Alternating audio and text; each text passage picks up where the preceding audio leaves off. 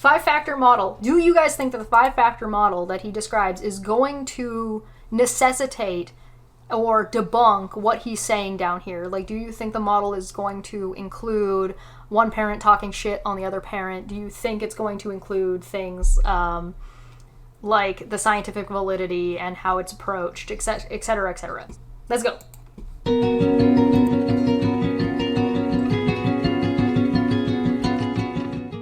Well, this is Dr. Bill Burnett, and I'm going to talk today about the 5-factor model for the diagnosis or the identification of parental alienation.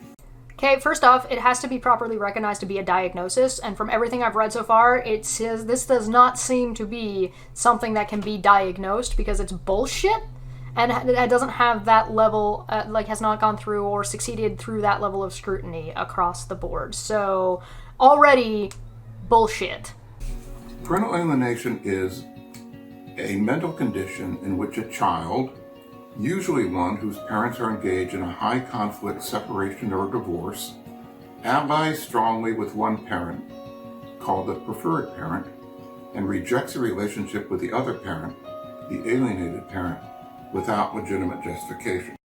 So, when he said down in this video here that it's not true that parental alienation assumes the child doesn't have justification, he was lying. Let me play this again real quick. What's wrong with it is that it says that we are interested in parental alienation, that we assume that the child's rejection is without justification and rejects a relationship with the other parent, the alienated parent, without legitimate justification. So, I guess he was just lying in the second video. Or he's lying in the first video. Huh. Weird. How did that happen? So, in this definition, parental alienation refers to the condition of the child, and the phrase alienating behaviors refers to the acts of the alienating parent that cause parental alienation in the child. So a development in the last few years has been the creation or the introduction of the 5-factor model for the identification of parental alienation. Let's go through the 5 factors. The first factor is that the child resists having a relationship with the rejected parent. Wow, the first one! The first one! Oh, wow, who fucking would have figured? Is contradictory to... Okay, let's just keep going. So sometimes it's called contact refusal, but it doesn't simply mean refusing physical contact. It means refusing a relationship with that parent. Factor 2 is that the child and the rejected parent previously had a good relationship. In other words, back in years before, or perhaps even months before, there was a good relationship, and now the child is rejecting that parent. Like, oh, okay, but if you're talking about children, it means they had a good relationship when they were babies. Like, what the fuck does this even mean? Third, there's an absence of abuse or neglect or seriously deficient parenting on the part of the rejected parent. In other words, that's the difference between alienation and estrangement. In alienation, the rejection is unwarranted, while in estrangement, it's warranted. Factor 4 is the alienating behaviors, the use of multiple alienating behaviors on the part of the favorite parent. Hey, there we go. And that was the other thing he said was bullshit, was the alienating behaviors, and that they don't assume that. So yeah, they do. And there are many of them, many possible. There are 17 have been identified in the literature, but I'm sure there are more than that. And to make a case for parental alienation, you have to be able to show that the preferred or the alienating parent has engaged in some This guy's like behavior. dead ass, like my eyes are dead stare into your soul. Stop. An exploratory mind says, you can never trust a person just robotically not gesturing. Not once did he even gesture with his hands anywhere away from his torso. Why? Because he's protecting himself while lying. Ooh. Body language 101. Interesting. I don't know. It's dead ass like straight like. So this is the way it is. It is definitely this thing and nothing else. These are the things that actually work. But like I already blinked more than this fucking dude. This dude looks like he's staring at like a predator who's like gonna come after him, and if he blinks, he's gonna get killed. Ugh. In some of those behaviors. And finally, factor 5 is that the child exhibits many of the 8 typical behavioral manifestations of parental alienation. There are 8 common manifestations.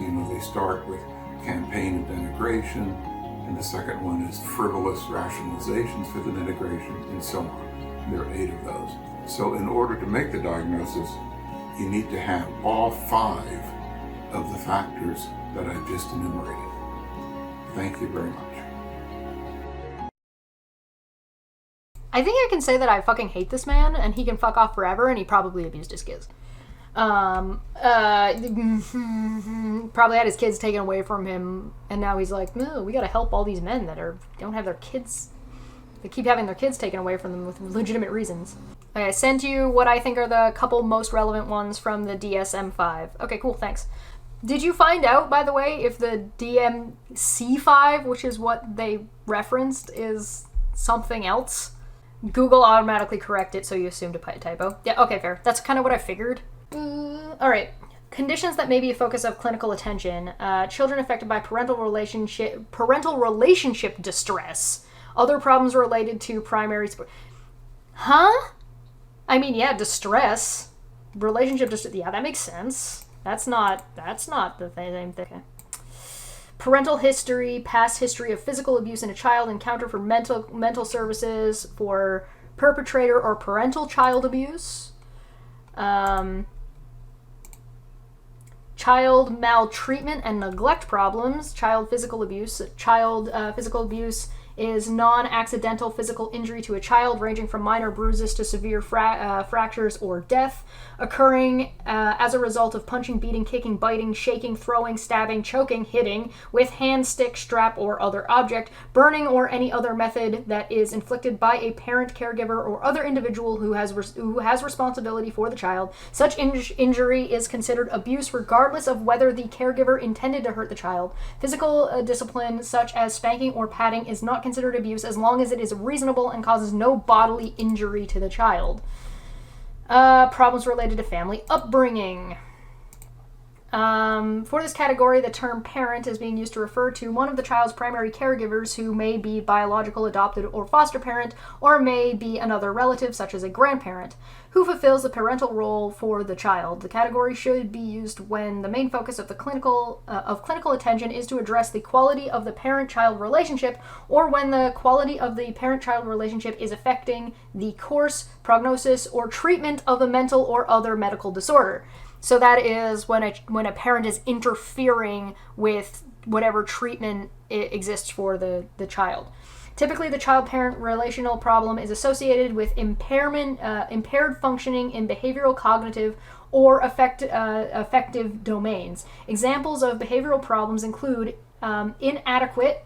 Let me just zoom this in for you guys. There we go. Inadequate parental control, supervision, and involvement with the child, parental overprotection, excessive parental pressure, arguments that escalate to threats of physical violence, and avoidance without resolution of problems. Cognitive problems may include negative attributions of others' intentions, hostility towards or scapegoating of the other, and unwarranted feelings of estrangement. Affective problems may include feelings of sadness, apathy, or anger about the other individual in the relationship. Clinicians should take into account the developmental needs of the child and cultural context. So anything that, like, all of the legitimate parts of, like, the book that we looked at, and when you say that, hey, one parent could be manipulating a child against another one, are already included separately. So there is no reason for this parental alienation bullshit. It's already in here.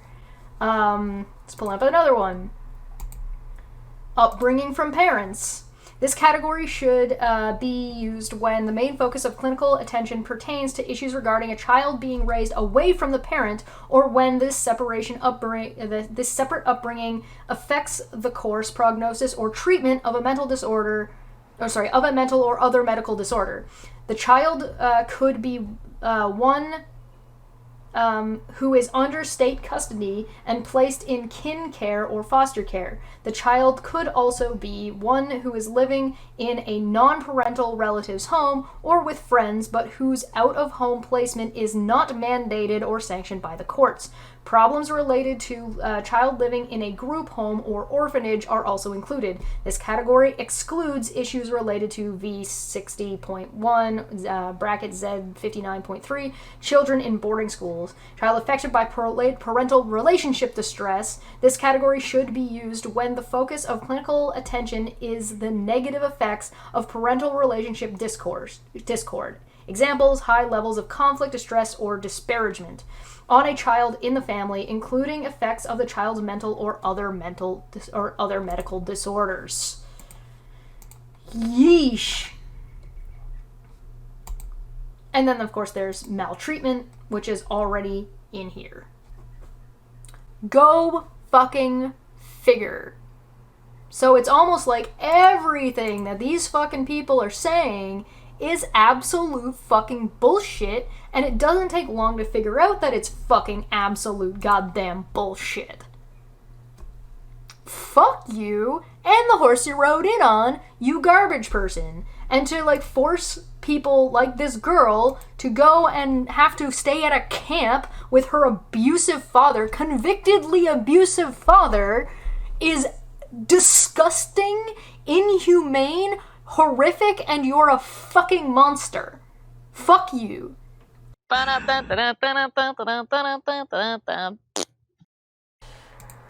So yes wins with 80%. Good job.